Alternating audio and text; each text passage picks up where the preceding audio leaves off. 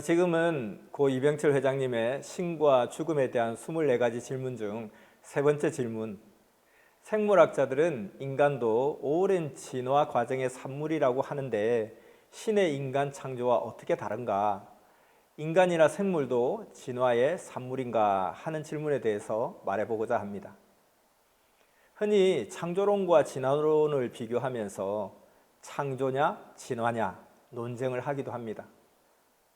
결론부터 말씀드리자면 창조적 진화론이라고 할 수 있습니다. 애초에 씨앗이 있어야 나무도 열매도 존재하게 되고 또 열매는 다시 그 씨앗을 만들어 영원성의 세계로 이어지게 됩니다. 태초에 생명의 씨는 창조해야 그로부터 번식이 일어나며 이후로는 진화의 단계를 거치면서 영원히 이어지게 되는 것이죠. 과학자들은 원숭이가 진화되어서 사람이 되었다고도 합니다. 그러나 멘델의 유전 법칙에 보면 한 종은 한 종에서 끝난다고도 했죠. 한 종이 다른 종으로 되지는 않는다는 것입니다. 근데 다만 같은 종이 같은 종 내에서 발전할 뿐이죠. 수만 년 동안 완두콩 농사를 짓는다고 해서 완두콩이 팥이 되지는 않습니다. 사람도 마찬가지입니다. 하나님은 사람 씨 그리고 원숭이 씨를 근본적으로 다르게 창조하셨습니다. 물론 처음에 창조될 때는 어떤 종이든 볼품이 없습니다. 그러나 세월이 흐르면서 점점 발달되어 지금과 같은 온전한 모습을 갖게 되었습니다. 이런 과정을 진화라고 합니다. 하나님은 이렇게 먼저는 생명의 씨를 창조한 후에 같은 종 내에서 진화가 이루어지게 창조했습니다. 원숭이와 사람도 진화 과정에서 비슷하게 보일 때가 있었을 뿐이지 근본은 씨가 다릅니다. 이것은 절대적인 하나님의 법칙입니다. 짐승은 짐승이고 사람은 사람입니다. 짐승이 진화되어도 사람으로 변화되지는 않습니다. 그 정신과 그 생각도 사람의 정신과 위치로 올라오지 못합니다. 이는 잠언서 8장 29절 말씀대로 바다의 한계를 정하여 물로 명령을 거스르지 못하게 하신 것과 같이 창조주께서 한계를 정하셨기 때문입니다. 짐승의 형상과 모양이 사람으로 변하지 않듯이 사람의 형상과 모양은 짐승으로 변하지 않습니다. 그러나 시편 49편 20절에 존귀에 처하나 깨닫지 못하는 사람은 멸망하는 짐승 같도다 말씀하신 대로 생각은 짐승같이 변해서 짐승의 생각의 위치로 떨어지기도 합니다. 이는 하나님을 제대로 깨닫지 못해서입니다.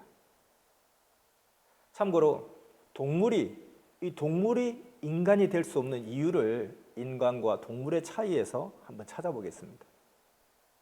인간이 동물과 다른 점은 인간에게는 영혼과 생혼과 각혼이 있지만 동물은 영혼이 없습니다. 오직 각혼과 생혼만 있습니다. 그리고 식물은 생혼만 있습니다. 그래서 동물과 식물은 영혼이 없기 때문에 영적인 생각을 못합니다. 또한 전도서 3장 21절 말씀에 보면 인생의 혼은 위로 올라가고 짐승의 혼은 아래 곧 땅으로 내려가는 줄을 알라 한 대로 동물과 식물은 죽으면 그 혼이 땅으로 가서 없어지지만 인간은 영혼, 영이 있기 때문에 그 영혼의 세계, 영원한 세계인 영의 세계에 가게 됩니다.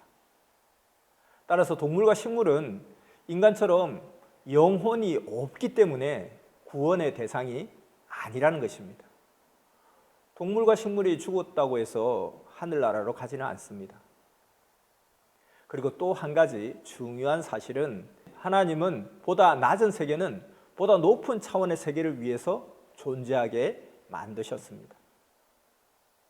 무슨 말인가 하면은 식물은 동물을 위해 또 동물은 사람을 위해 존재한다는 것이죠. 식물은 동물에게 잡혀 삽니다. 식물이 아무리 자기 세상이다 하고 살아도 양들이 한번 싹 지나가면 다 망가집니다. 또 동물이 자기 세상이라고 해도 사람이 잡아먹으면 그만입니다. 소는 아무리 노련해도 사람이 다스립니다. 이와 같이 사람도 아무리 날고 기고 사람 세상이라고 해도 이 세상은 하나님 세상입니다. 결론적으로 창조자 하나님은 만물도 식물도 동물도 사람도 각각의 한계를 정하여 창조하셨기에 진화로 인해 종이 달라지지는 않습니다. 처음에는 생명의 씨를 창조하셨고 그 씨앗으로 인해 시간이 흐르면서 점점 진화를 이루어 갑니다. 그렇다고 동물이 사람이 되는 것은 아닙니다. 그러므로 창조적 진화론이라고 말할 수 있습니다.